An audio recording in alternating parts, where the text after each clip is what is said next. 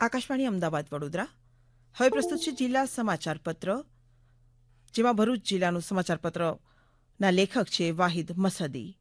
દેશભરમાં યોજાનારી લોકસભાની ચૂંટણીને લઈને તંત્ર કામે લાગી ગયું છે, જેમાં પણ ભરૂચ જિલ્લાની લોકસભાની બેઠક પર આ વખતે ખરાખરીનો જંગ ફેલાવાનો છે.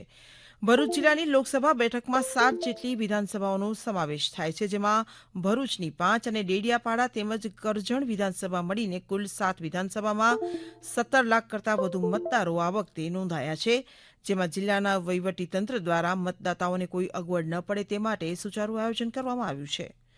ભરૂચ લોકસભા મતવિસ્તારમાં અનેક બૂથો મહિલાલક્ષી બનાવવામાં આવ્યા છે, એટલે કે મહિલાઓ દ્વારા બૂથનું સંચાલન કરવામાં આવનાર છે, તો કેટલાક બૂથ યુવાનો દ્વારા સંચાલન કરવામાં આવશે.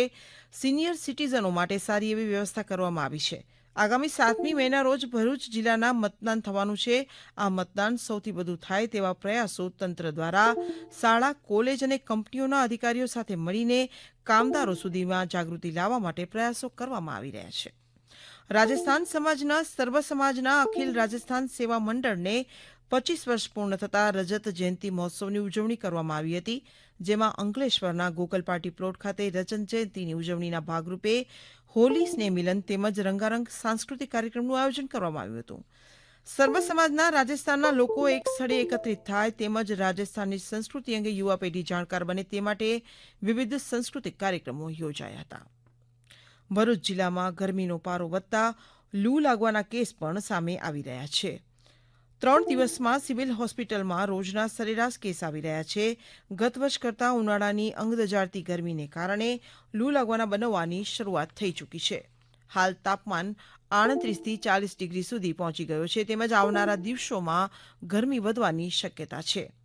આ બાબતે સિવિલ હોસ્પિટલના ડોક્ટર મહેશજી સોલુએ જણાવ્યું હતું કે આકરા તાપમાં જેમ બને તેમ વગર કારણસર ઘરની બહાર નીકળવાનું ટાળવું, વધુ પાણીનું સેવન કરવું અને જો ચક્કર આવે કે માથું દુખે તેવી સમસ્યાઓને ઇગ્નોર નહીં કરવાની સલાહ તેમણે આપી છે. પંડિત ઓમકારનાથ ઠાકુર હોલ ખાતે નર્મદા હાઈસ્કૂલ વિજ્ઞાન પ્રવાહ, શુક્લ તીર્થ સ્વામિનારાયણ ગુડવિલ સ્કૂલ વિજ્ઞાન પ્રવાહ, ભરૂચ અને મહારાષ્ટ્રી કેજીએમ વિદ્યાલય વિજ્ઞાન પ્રવાહ જાડેશ્વરના સંયુક્ત ઉપક્રમે ઉડાન 2024 વાર્ષિકોત્સવનું આયોજન કરવામાં આવ્યું. ભરૂચ જિલ્લાના વિદ્યાર્થીઓ તથા વાલીઓને મૂંઝવણને દૂર કરવા ગુજરાત રાજ્યની નામાંકિત યુનિવર્સિટીઓના સહયોગથી કરિયર ગાઇડન્સ ફેરનું પણ આયોજન કરવામાં આવ્યું હતું. ભરૂચ જિલ્લામાં વસતા ખ્રિસ્તી સમુદાયના લોકોએ પ્રભુ ઈસુ ખ્રિસ્તના 3જા દિવસના સજીવન થયાની યાદમાં ઈસ્ટર પર્વની ઉજવણી કરવામાં આવી હતી, જેમાં દરેક ચર્ચમાં મોટી સંખ્યામાં ભાઈ બહેનોએ પ્રાર્થના યોજી સ્તુતિ આરાધના કરી એકબીજાને ઈસ્ટરની શુભેચ્છાઓ પાઠવી હતી.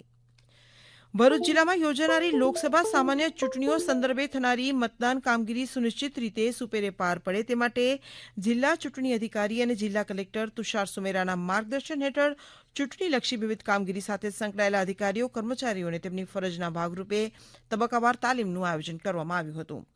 ભરૂચ જિલ્લામાં લોકસભાની ચૂંટણીને લઈને લોકો મોટી સંખ્યામાં મતદાન થાય તે માટે જિલ્લાનું ચૂંટણી તંત્ર, જિલ્લાના વહીવટીતંત્ર અધિકારીઓ દ્વારા વિવિધ જનજાગૃતિ કરતા કાર્યક્રમો કરવામાં આવી રહ્યા છે, જેમાં શાળાના વિદ્યાર્થીઓ દ્વારા જનજાગૃતિ રેલીના કાર્યક્રમો યોજાઈ રહ્યા છે. મુસ્લિમ સમાજનું પવિત્ર રમઝાન માસ ચાલી રહ્યો છે અને મુસ્લિમ બિરાદરો દ્વારા હાલ તો રમઝાન માસના પવિત્ર રોજાની રાખી અલ્લાહની ઇબાદત કરવામાં આવી રહી છે, જેમાં અબાલ, વૃદ્ધ, યુવાન યુવતીઓ દ્વારા રોજા રાખવામાં આવી રહ્યા છે અને મસ્જિદોમાં ઇબાદત કરવામાં આવી રહી છે. ત્યારે હવે જ્યારે ઈદની ઉજવણી પૂરી થવામાં આવી છે, ત્યારે ભરૂચ જિલ્લાના બજારોમાં અંતિમ ઘડીએ ઈદની ખરીદી માટે મુસ્લિમ બિરાદરો ઉમટ્યા છે. હમણાં જ આપ ભરૂચ જિલ્લાનો જિલ્લા સમાચાર પત્ર સાંભળી રહ્યા હતા, જેના લેખક હતા વાહિદ મસદી. પ્રસારણ આકાશવાણીના અમદાવાદ વડોદરા કેન્દ્ર પરથી કરવામાં આવ્યું.